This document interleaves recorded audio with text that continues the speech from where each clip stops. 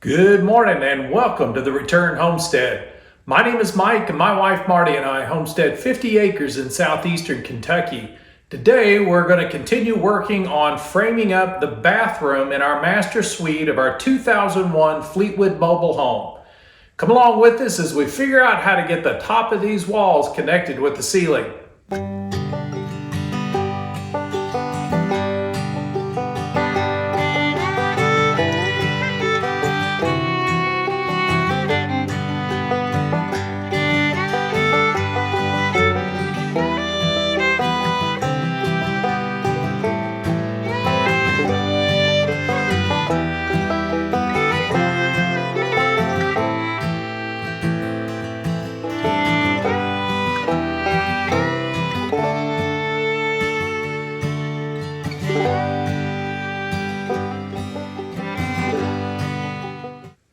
So we built these walls square so that our top plate is level, but our ceiling is not, which means we've got to fill this gap in up top if we want the drywall to have proper backing.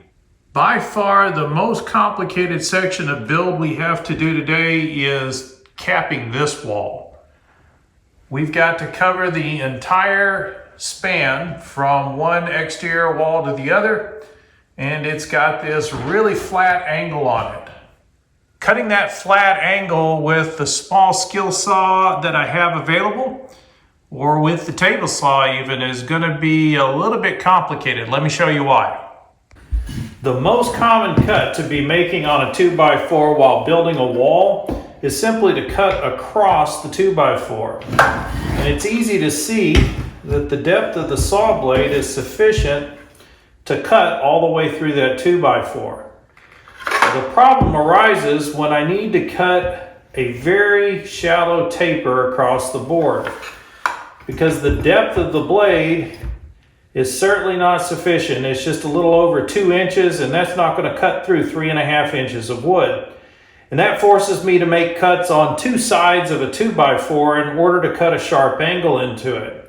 We do have the large chop saw out on the front porch, and it does have a blade sufficient enough to cut through this 3.5 inches without any trouble, but it only angles up to 55 degrees, and we're going to be looking at something more like a 70 or 80 degree angle.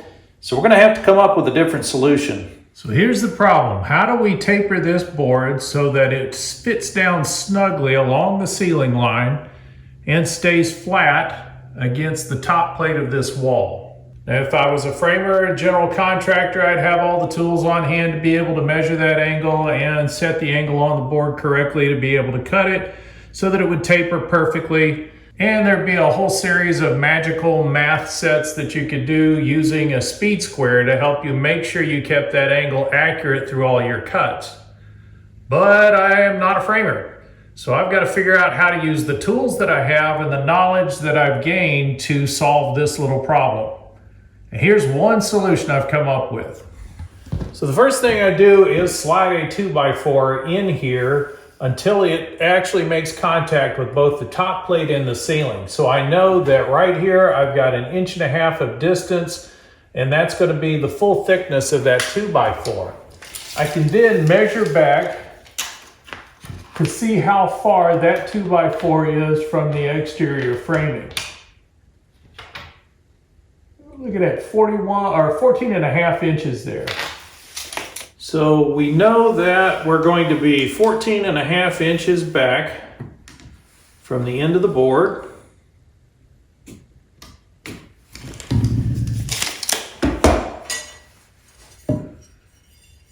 That'll give us a good measurement to start with.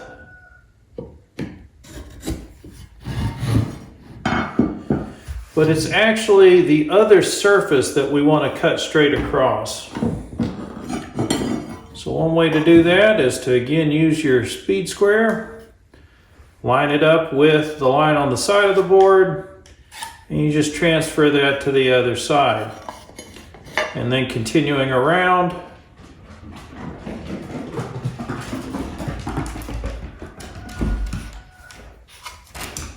hey kid, did you want to help with this part? I don't know, it's a lot of math. Okay, maybe you go lay down somewhere.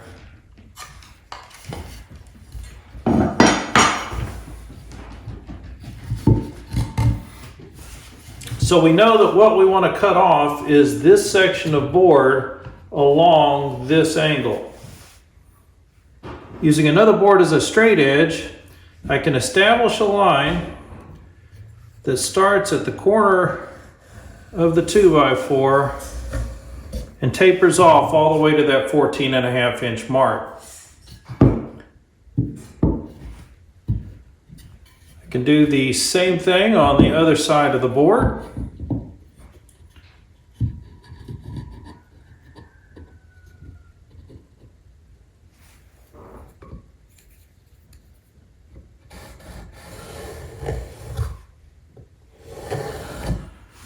Keeping in mind that the area of the board we want to cut off is right here. And it's going to be exactly the opposite on the other side. By cutting that off, we're going to get this wedge shape that should fit in on the top of the wall.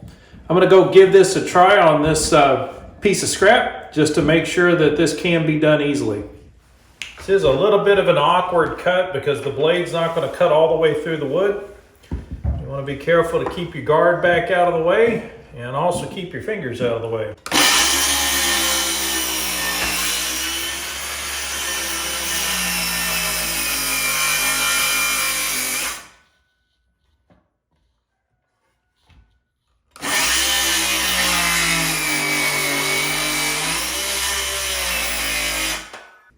This might be a little bit easier to do on a full-size piece of wood.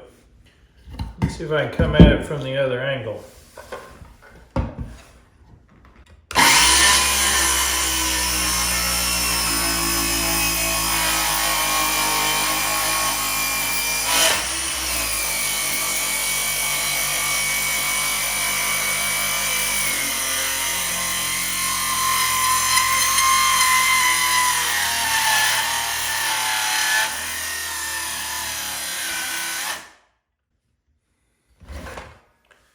Starting with a good battery, always going to get you further. All right, got a fresh battery. Let's see if we can finish this cut up.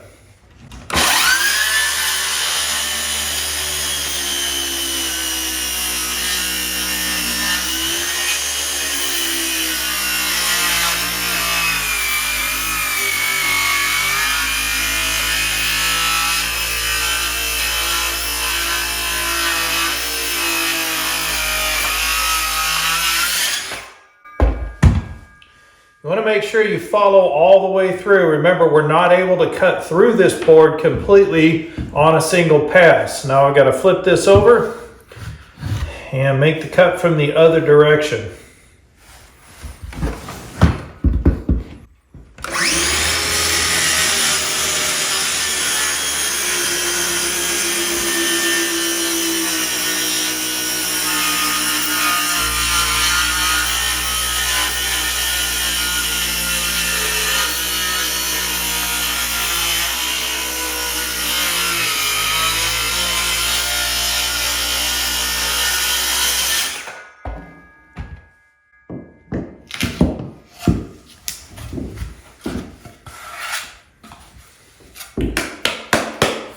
Well, not a perfect cut, but it may be sufficient for rough framing. Let's stick it up there and see what we got.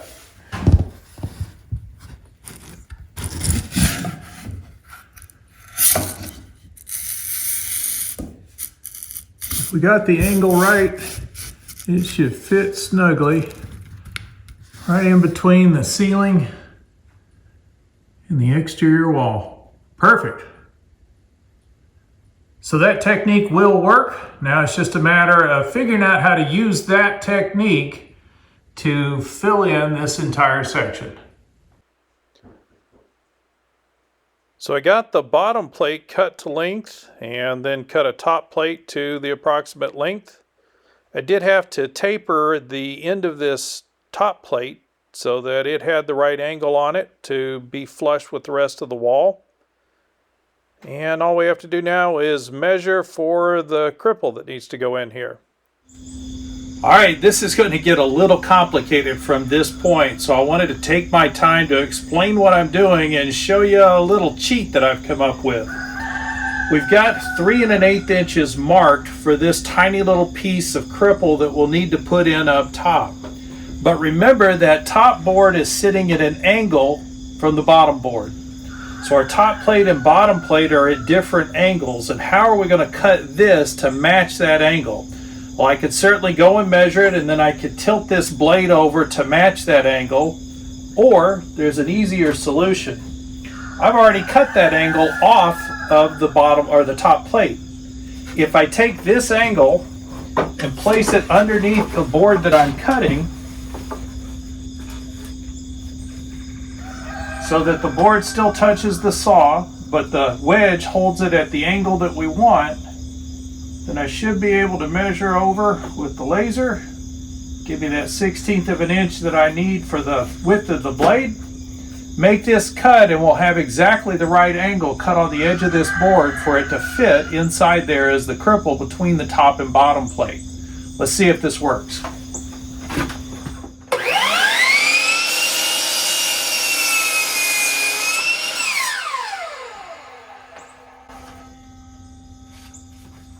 You can see we got that angle cut exactly right. And though it may be a little bit of overkill for just drywall backing in this area, I'm going to go ahead and screw this together. It doesn't need to be structural. It's just going to be holding the top of the drywall.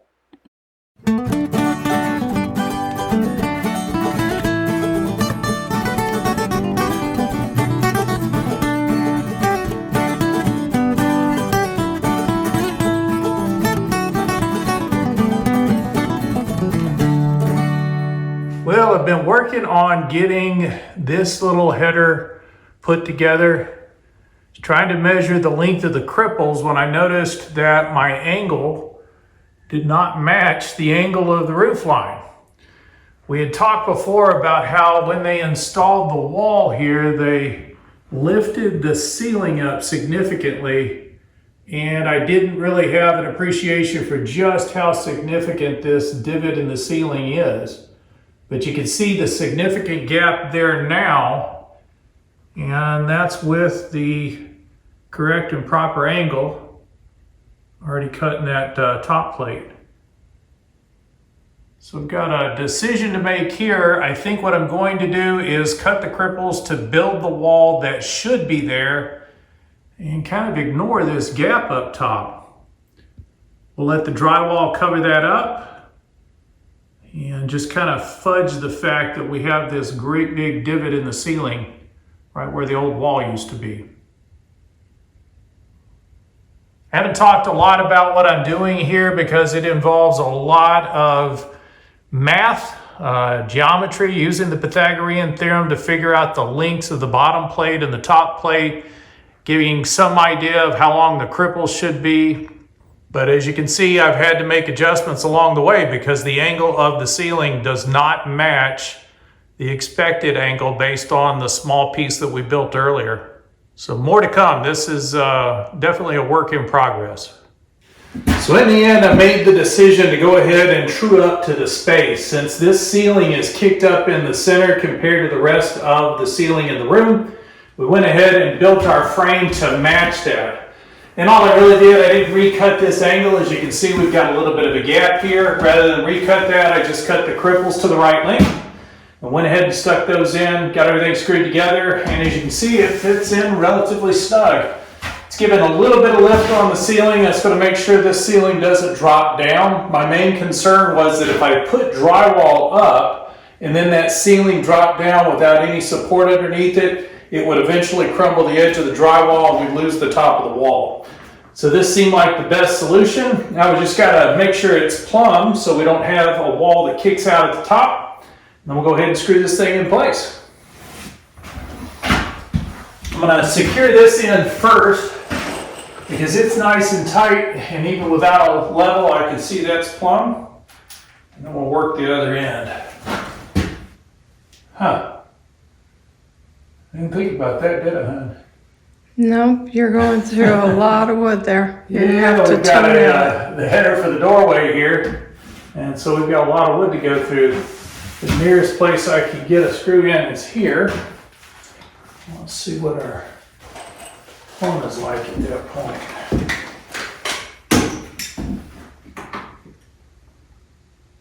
We are almost in bubble. We just need to knock that top in a tiny bit. Where'd my persuader go?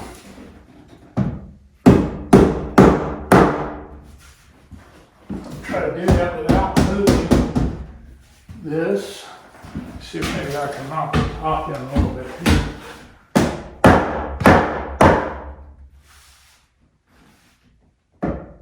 You need to secure this in first.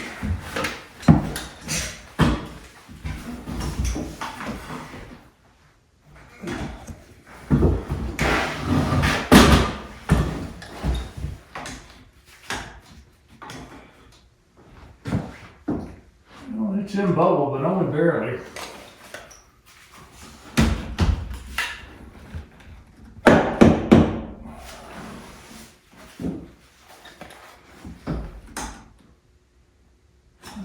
As good as it's going to get. So our really big issue is here that the truss that the ceiling's attached to is over here. We've moved the wall a good 8 inches over from where it originated, and that's where all of this lift came from in the first place. But we know we don't have any place to secure the top of this wall. So the only thing that will secure this top cripple is going to be the screws that we put in here. So I'm trying to make sure that we've got it as plumb as we can get it before we start putting drywall on it.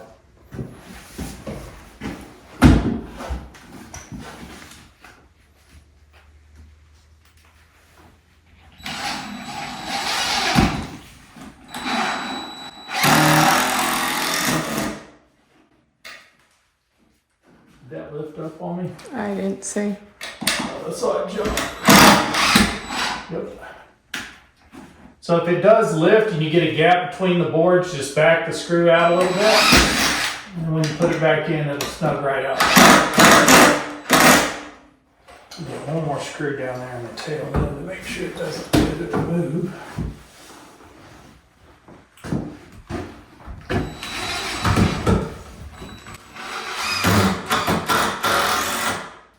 So now with that end secured, I can pound on this end a little bit without knocking that offline. We've got about a 1/16 of an inch that's sticking out. The drywall will cover that up. It shouldn't be a problem. Anything within 1/8 of an inch is going to be sufficient for rough framing. So now what I got to do is get this secure somehow through this header.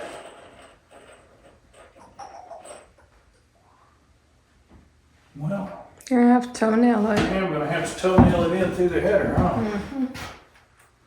Start where we can get good screws in.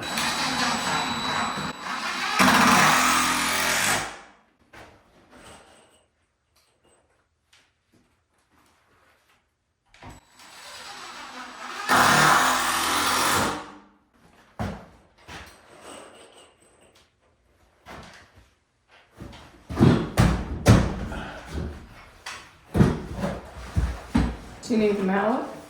Yeah, I think it'll, screw should push it back a little bit.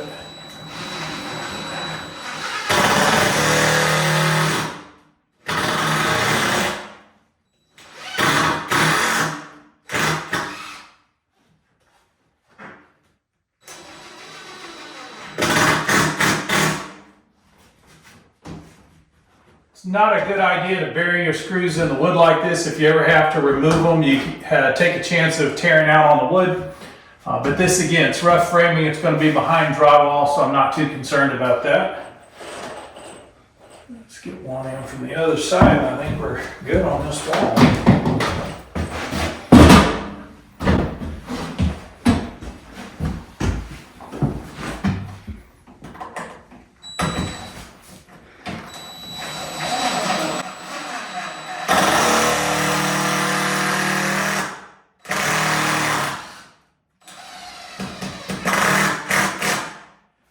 With that. Now all that's left to do is to repeat the process on the other end of the wall. We only built half of the cripple that we needed.